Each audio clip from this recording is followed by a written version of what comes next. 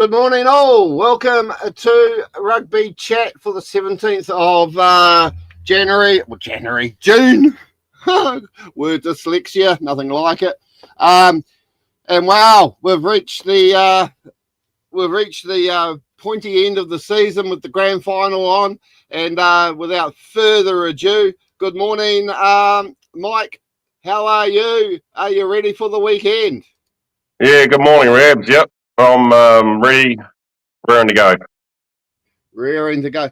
So, I mean, if we have a quick look back at the season, okay, both the teams finished 1-2, so we got 2v1 in the grand final. What I was thinking of during the weekend, listening to all the other commentators, was about, the Australians. At one point they had 5 teams in the top 6. Are we going to see more than the Brumbies in a final series moving forward? Yeah, the potential's there, especially the way the Reds played. The Force weren't too far behind, but yeah, it's been a pretty weird year. Obviously, the Highlanders haven't done good. The Blues have clawed their way back from the bottom of the table, and the Crusaders are come back from last year, which is a credit to Rob Penny and Brad Moore.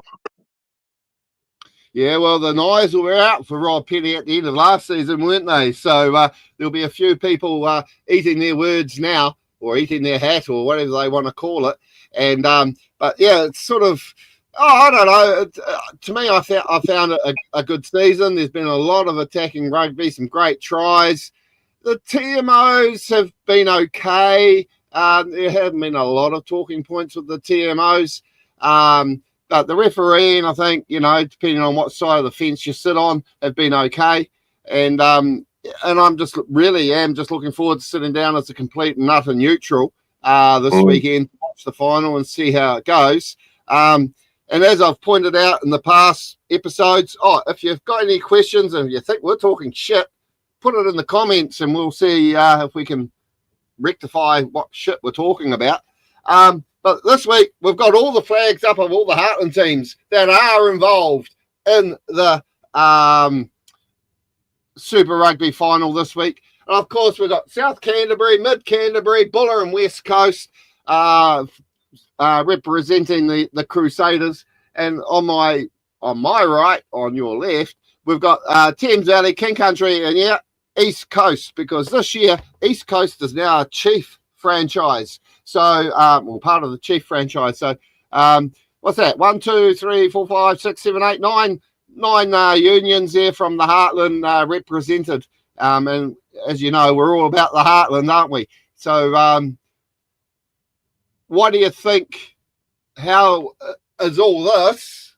Because people forget, this is the backdrop of Super Rugby. This is where all our Super Rugby guys come from. Leroy Carter, he's originally out of Thames Valley, Cullen Grace, he's originally out of South Canterbury, etc., etc. You can go back quite a way and find all the Heartland guys that have moved on to NPC Super Rugby champions, Any come to mind for you from Mid Canterbury? Probably before my era, Rabs, but funny you should say that. I was just talking to a friend of mine over the weekend about Heartland people or Heartland players and Canterbury Metro players getting the chance to move forward into Canterbury NPC, and we haven't seen a lot of it this year, and maybe last year. Like there's some good Metro teams up in Christchurch, like Sydenham and Linwood and New Brighton. And there's some talented players there, but we've yet to see them break through into the NPC Super Rugby competition. Well, maybe then we're up for a exciting NPC when it kicks off in a couple of months' time. So really looking forward to that. A lot of these Super Rugby players will be heading back to their provincial unions, and I think we'll be in for a really good one actually this year. So. But without further ado, we will just jump onto our fancy graphics for the finals week. And so who do you think's going to, if you're watching, what's your predictions? Throw them in the comments. Tell us all your predictions for this weekend at 7 o'clock New Zealand time. But of course, you know, we have to have a quick look back at the finals. Friday night, you've got to give it back to the Crusaders, don't you? I mean, I was sitting there going, when are they going to give away a penalty try? When are we going to go to extra time? The referee been instructed to have the Blues in the final. You know, I was going through all these scenarios, but that had to be the defensive effort of the last season, maybe even two, to go 40 phases on your 5 metre line to hold the Blues out. Yeah, it's probably one of the most, I just can't put it into words. It's probably one of the best defensive efforts I've seen from the Crusaders this year. As you said, 38 phases. The Blues are trying to get through, and they just couldn't do it, and the Crusaders turned the ball over. That was just an immense effort. Yeah, my camera just turned off for some particular reason. I don't know why, but we heard everything you said. I'm sitting there going, oh, I've gone. But yeah, it was. I mean, you know, but also you have to look at that match and go, what is the story with these mouth guards? You know, I mean, they yank Ethan Blackadder off because the mouth guard said he had taken a hit. Poor old Ethan Blackadder was standing there going, oh, what? I don't remember getting hit in the head. Only for them then to turn around and go, oh, we got the wrong guy. Okay, so they pull the right guy off. Blackadder comes back on. But meanwhile, the guys' heads that both collided, only the Crusader guy goes off. I'm sorry to say this, but if both players hit their heads, why don't both players go off for an HIA? Yeah, well, common sense should prevail, Rabs, but we know that there's not a lot of common sense in the world at times. But we were warned about these mouth guards, and obviously things have gone wrong, and as we seen last week. But yeah, it needs to be sorted out because it's going to cause a lot of headaches if they keep doing dumb shit like that. I like the pun, headaches.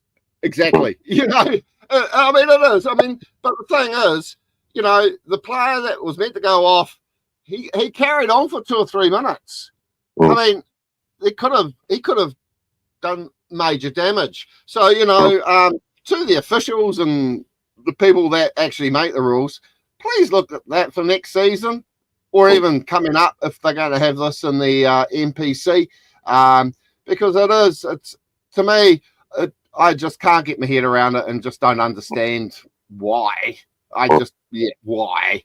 But so the Crusaders are through to their 17th final. I mean, we've only had 26, and they've been in 17 of them. So who were they going to play? Were the Brumbies going to come and give the Chiefs a rack up? At 19-17, I was thinking, okay, this is good. Game on. And Chiefs then just walked away with it. Yeah, no, that was a great game of rugby. Monday Narawa was just unreal. I did say last week that I thought the Chiefs were going to come out and give the Brumbies a hiding, and it may not have reflected like that on the scoreboard, but as far as I'm concerned, they gave them a hiding. And watching the press conference with Clayton McMillan and Luke Jacobson, Clayton had he's pretty confident, and he's not scared of the Crusaders, which is good. Yeah, I mean it is. I mean, you know, the way I think the Chiefs have been playing has been exciting rugby. It is their 3rd final, I believe, in a row.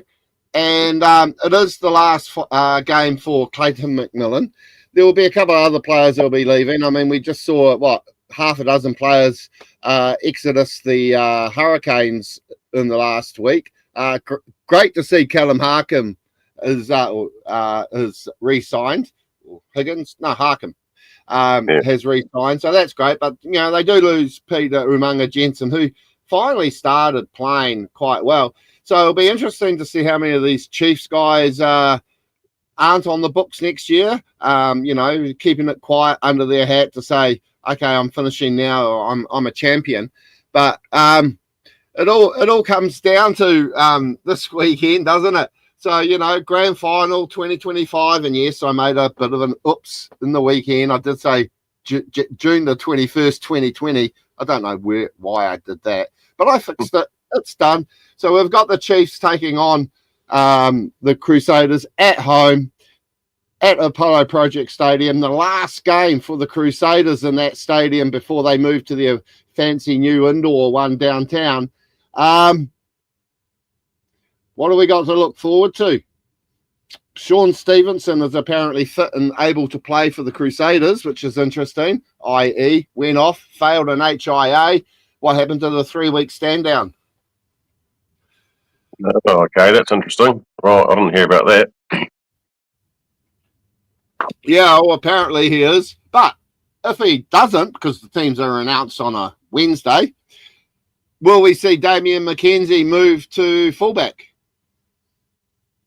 Possibly, but I think Damian McKenzie's better at 10. Yeah. And hopefully tonight...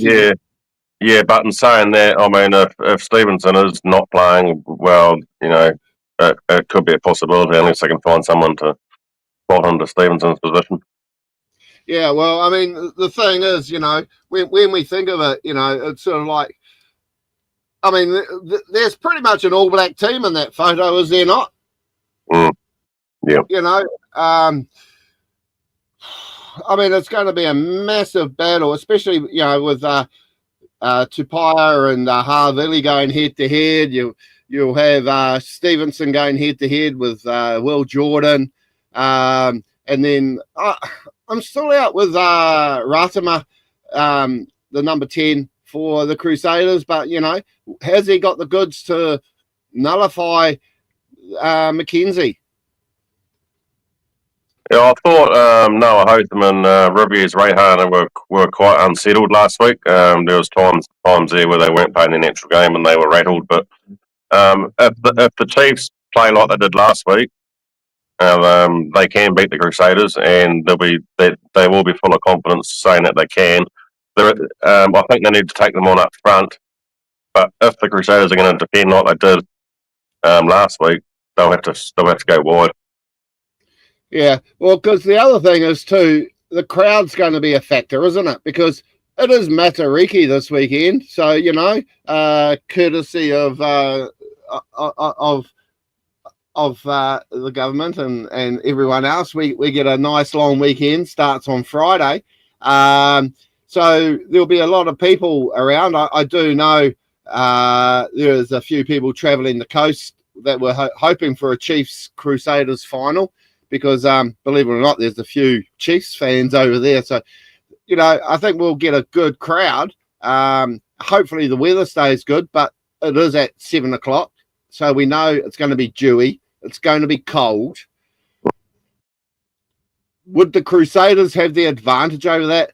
Remembering they are 31-0 in playoffs since 1996 at home. And that includes Lancaster Park, Apollo Project Stadium, Rugby League Park, and I think they've even played. I don't know if after the earthquake, whether their away games they played were counted as home matches. I'm unsure. I'll have to double check that. But 31-0, they will want to go out with a clean record, 32-0, and then try to start the whole thing over again at the brand new stadium next year. Yeah, weather conditions will play a part. Obviously, that it's going to be a bit slippery, but it's just going to come down to the basics. Ball retention. Discipline. Take every point on offer and don't give away stupid penalties because there's two pretty good kickers on either side, and every point counts. And it's going to be a great game. Yeah, well, I mean, you're saying about the penalties. I mean, there was a few words about the refereeing panel last weekend, and I'm sitting there going, before even the Friday night game, I'm thinking there's only one referee, they can have for this grand final. And it's got to be Agnes Gardner. He's got to be the best referee in the world. Yeah, And, no, he's the man. Yeah, no, he's the man for the job. Obviously, no matter who's refereeing it, you're not going to please everyone because there's a lot of haters out there towards referees, especially we've seen a lot of comments on social media during this competition about certain calls, and but I believe they've appointed the right referee for the job. He is a very good referee. Oh, totally. And what I do like about Angus Gardner is the fact that if he gets in the air from a TMO, he will question the TMO. A couple of times there this year, the TMO goes, "Oh, this was bad," and he's literally just turned around and said, "Pull your head on.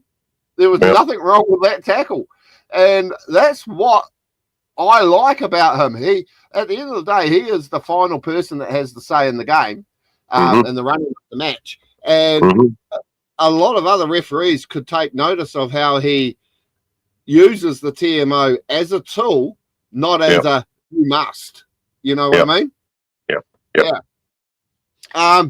But yeah, so I mean, I don't know who the linesmen are. I'm guessing it might be a Kiwi thrown in there somewhere and maybe another Aussie. Probably Berry or someone like that. I haven't seen who the linesmen were, but I mean, it is exciting, and I'm unsure if that's the last one we've got for that. It is, yep. So I'll just come back to here.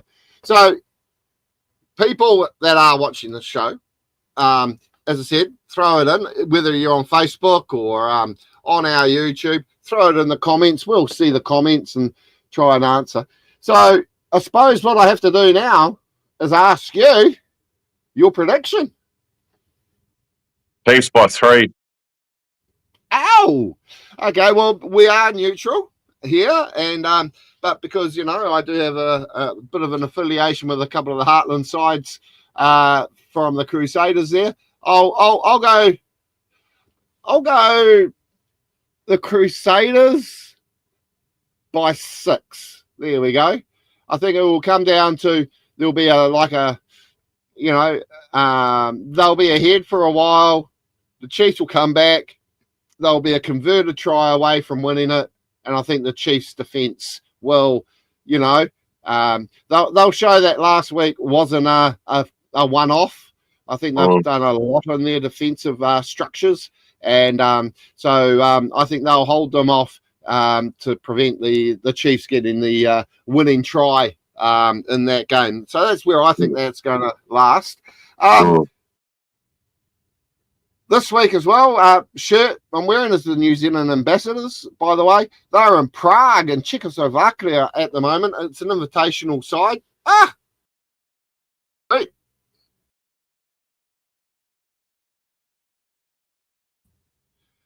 That's interesting. My camera keeps on turning off on me. Prague. New Zealand Ambassadors. It's a combination side, so you do get a few guys from Heartland and NPC and all that playing in it, so good luck to them. But what you mentioned before about the abuse on referees and stuff, what I do have to say is we've been seeing a lot of this from unions at the moment. I mean, this is from Tamariki from South Westland. We've got the King Country coming out with an official statement. We had, of course, we all know about it, Horowhenua a couple of weeks ago, supporting their referees. Messages from Kiwi Rugby Club on the West Coast, talking about sideline behaviour and stuff like that. I don't know if it's because we're near the end of a season and tempers are starting to fly and, teams might get knocked out if they lose a game. The important thing is it's a game, people. It's just getting over the top. It's almost like the keyboard warrior has taken to heart everyone calling them keyboard warriors, and they've taken it now to the sideline. Would you be correct on that? Yeah, there's been a lot. There's been a lot of abuse. There's been a lot of abuse towards referees in this season. Obviously, apart from no Carpety, was pretty shocking to read what they come out and said. There was also an incident last year down here in mid Canterbury where a coach ruffled up a referee in a semi-final game, and he was consequently banned for 15 or so games. But yeah, no, there's no place for it within any competition. It's the same with coaches and managers and all that. Everyone's volunteering and giving their time, and yeah, there's no place for referee abuse or abuse of any sort within the game, and it should be dealt with harshly. It should be. And I mean, a lot of these people out there should just realise, every official, sideline person, match day manager, they're all doing it because they love the game. What we talk about here, we talk about it because we love the game, and if we think something's a bit we'll call it out, but we're not going to abuse the officials. This is not Super Rugby we're talking about here. We're talking about Saturday afternoon club rugby, where you have a game of rugby and then you enjoy a beer together afterwards, But it's sort of like, it's getting, I think there's got to be more said about it, and the message has got to get across to the public who want to go and support their team, You can do it, and you can do it with passion, but don't start abusing everybody. And then if you think, oh, well, okay, I won't do that, I'll wait till I get home, it's just as bad if you then go home and become a keyboard warrior, because yeah, no, you're right. Yeah. It's in writing then. And we saw, what's our favourite referee? Oh, I can't think of his name. Yeah. He came out about his abuse during the World Cup. Ben O'Keefe. Yeah. Ben O'Keefe. It hits home, and all the online abuse, if you've got something to say, pick up the phone and talk to the person if you know them. If you've got something to say, have a conversation with them. Don't just start bloody ticking away and having a crack at them when you don't know what's going on behind the scenes, and that goes for life in general, really. If you've got a problem, discuss it. Don't try and bring people down. So that's about that. There's my bitch moan. Club rugby, though, talking about that, here in Wellington, Oriental Rongotai, that's Judy and Savia and Artie's club in the Wellington region. They've walked away with the first round Swindale Shield with still 2 weeks to play, unbeatable. So congratulations to them. My Javel look like they might be in the Jubilee Cup, so go the Mighty Hawks. What's your boys doing over the weekend for Matariki? Are they got any road trips planned? No, we had a big one over West Melton at Mayfield Domain on Saturday, which concluded the Luzeti combined competition for our senior Division 1 side. They've got no rugby this week, but next week we're into round 2 of the Waters Cup, which is their local competition. The semi-finals for the Luzeti combined competition were played on the weekend. Ashburton Celtic beat Glenmark Cheviot, and Waihora tipped up Kaiapoi. So it's a Waihora Celtic final being played down here. So that'll be a doozy of a game. But yeah, no, we're just we've finished one competition and on to the next now. So yeah, but they get the week off this weekend, so they'll be able to rest and recover and whatever else. Yeah, well, over on the Buller West Coast area, it's the final round of the Jubilee Trophy there, and it's getting quite tight on our tipping competition there as well. But this weekend we've got Old Boys who are taking on Southwestern. Now, Old Boys did default last weekend. That was only due to the fact it wasn't because they didn't have the numbers. it's because they had about 6 or 7 young fellas playing for them, and they had Right. gone over to Darfield and with their high school and won the trophy against whoever they played. And then they had a couple of trial matches. The poor kids just needed a break, and so unfortunately they took the default last weekend against Wests, who would have won anyway. Let's be honest. And so they're hosting South Westland this weekend. So and they'll be at Victoria Square, I'm guessing. So hopefully that will go well. And then we'll have a battle for the wooden spoon between Greymouth Marist and Blaketown. Kiwi will be taking on White Star down there in Hokitika. So the top sort of couple of teams from both areas. And, of course, Westport will be hosting Wests. So, it's almost like a prelude to the semi-finals coming up, where one will play 4, 2 will play 3. So that's quite exciting times. And then, of course, once that's all finished, West Coast go off and finish off their internal comp, and Buller will go off to the Senior Shield. So there's still plenty of rugby over there. And but yeah, it's sort of like, it is getting to that point of the season. The reason I'm just sort of saying that is, even if your team loses this weekend and they miss out on that finals place, just celebrate that they were in a position, because for example, with Johnsonville, for years couldn't win a thing. Literally, a bit like the Drua on the road, Now, the last couple of years, they've managed to build up a good squad. They'll be in the Jubilee Cup, which is pretty much a knockout environment now. But they've got the chance to be there, and they've battled their way to be there. So whether your club is Lady Alexandra or the Lady Aardvarks or the Mudfish or whoever, just enjoy the boys representing your club, and basically that's what we're saying. Just enjoy the game. Stop all this bullshit.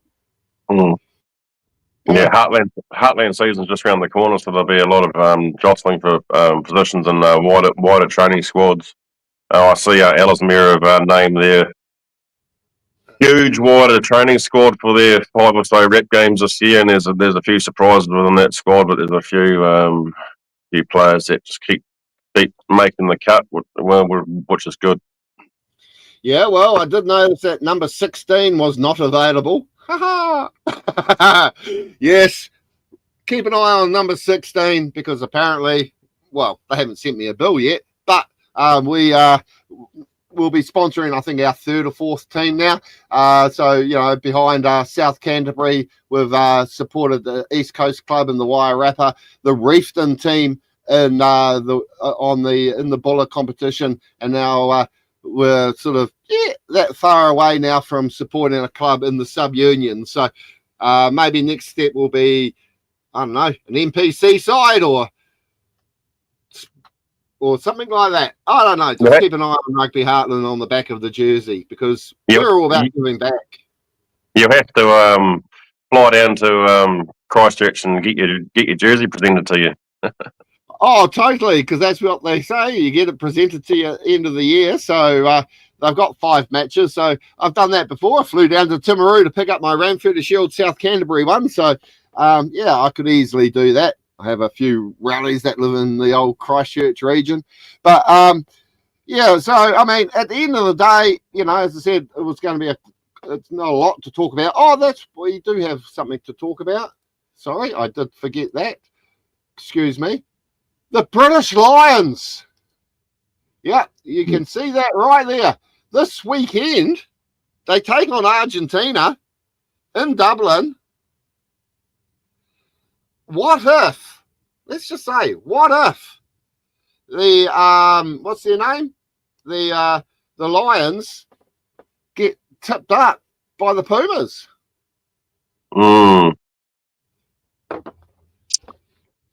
Yeah, well, wouldn't that get a few people talking? It certainly would. I mean, they've done this before, have a bit of a pre-thing before they kick off their, at the end of June, on the 28th for the first game against the Western Force. But last time they went to Aussie, they called into Hong Kong and played our Barbarians team, which was amazing. Why? Because I had Warren Gatlin on YouTube saying, Kevin, you have won our signed jersey. I didn't even know I bloody entered. Someone entered my name, and and I got picked out of the thousands of people, and I ended up with a fully signed, what do you call it? Lions jersey. So that was bloody awesome. And of course, they won that game, but they should have. It was against the Barbarians, But this game, the Argentinians, well, Argentina, they're building up for the Rugby Championship, of course, and they will be wanting to have a good crack. I do see it's at 8 o'clock British time on Friday. Yeah, Friday. So that will be, I think, 8 a.m. New Zealand time, Saturday. I haven't seen where it might be available to watch, but I'm hoping Sky have it. What's your prediction? Let's kick off this Lions tour with an upset, eh? Argentina should be far too strong, shouldn't they? Yeah, I'm going only because at the end of it is the British and Irish Lions, but I'm going to go. I'm going to go Argentina. I mean, they've just had their Super Rugby America's Grand Final last week. And I think the team Penarol won for the third straight year. So they've had some big rugby from most of those players, because a lot of those players now don't play in France. They don't play in England like they used to. They do. They have decent rugby to play in the Super Rugby Americas. So that is quite exciting to see that happening. I think it will be an interesting match, because it's the introduction of, here's our team to go to Australia. Now, in theory, they should smash the Force, right? But, they will want to go to Perth a week later, or 2 or 3 days later, with their heads held high. But I think they'll have a lot to look at after this weekend, and I'm going to go Argentina to win that. If my mate Joey Shep's watching this, not a problem. A quick look at how that all will go, though. Of course, they kick off against the Force. Then they play the Reds and the Waratahs, and then the ACT Brumbies. Of course, the invitational New Zealand team, Aussie New Zealand team, I don't know why they just didn't call it the Anzacs. I mean, they've literally used an identical jersey from the Anzac jersey. And the badge on it that says AUNZ is so ugly. It's got to be the ugliest logo ever. Thoughts? Yeah, they just should have called it the Anzacs. I'm with you on that one. Yeah, and then of course they play the Wallabies in the first test in Brisbane. But then you look at the First Nations Pacifica side that's coaching by Tāna Umaga and co. You look at their logo. Okay, it looks like the logo for Te Papa. It's a thumbprint. It's quite interesting how often you see that logo floating around. I think that will be an awesome game. That replaces the Melbourne Rebels match, of course, that was slated for this tour. And then, of course, they finish with the tests in Melbourne and then the third test in Sydney. So because it's starting this weekend with a game against Argentina, what's the test series score for you? Who's going to win the series? How many games is there? 3. Yeah, right. There's 3 test matches, yeah. Wallabies 3-1. 2-1. Wallabies 2-1.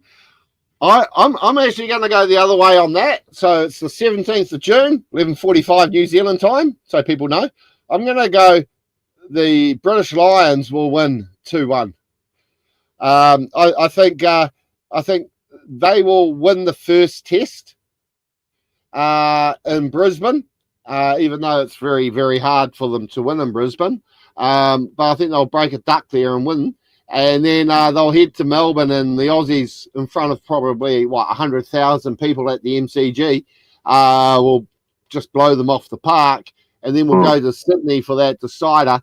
And I think it will be all on 1-1 going into Sydney, which will really make the whole tour exciting. And I think the Lions will sneak it in that third test. So I'm going the Lions to win 2-1. Why? Because I will never pick Australia to win anything. Fair enough. Fair enough. And as I said, even that Anzac game, the New Zealanders are going to be brilliant in it, even if we only have 3. They will win us the game, not the Aussies. So anyway, that's about us for the day. 35 minutes. I said would be sort of done and dusted by then. Any parting words before we sit back and enjoy Matariki? Go to the Chiefs. Go to the Chiefs.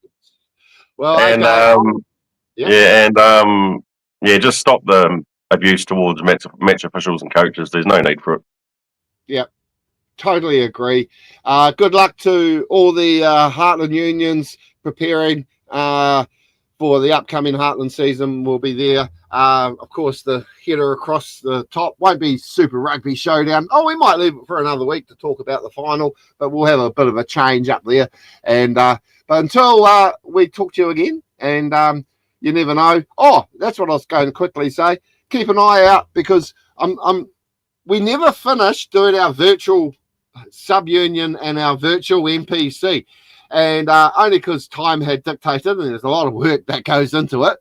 So I've decided that, like they do in football and all that, we have a season that is like 2023 to 2025. I'm going to carry on where we left off. I'll try and update those teams, i.e. Ellesmere and Mid-Canterbury, to who the current players are. And we'll carry that on, and we'll bring that through our virtual VR Rugby Heartland channel. So keep an eye out for that. You might be running around the computer screen soon. You never know. Mike, you might even get called up for the Mid-Canterbury team.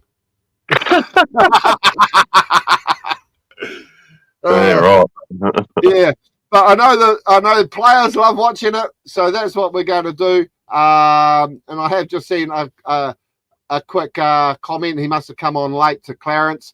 Yeah, Clarence, the kickoff, as we've said, is at 7 o'clock New Zealand time, or 5 o'clock at Australian Eastern time. So thank you for your comment, and thank you for watching. But otherwise, that's us. We'll click the end stream. I'll get you to stay on, and we can have a chat offline, and we'll catch us all next week. See you all. No worries. Cheers.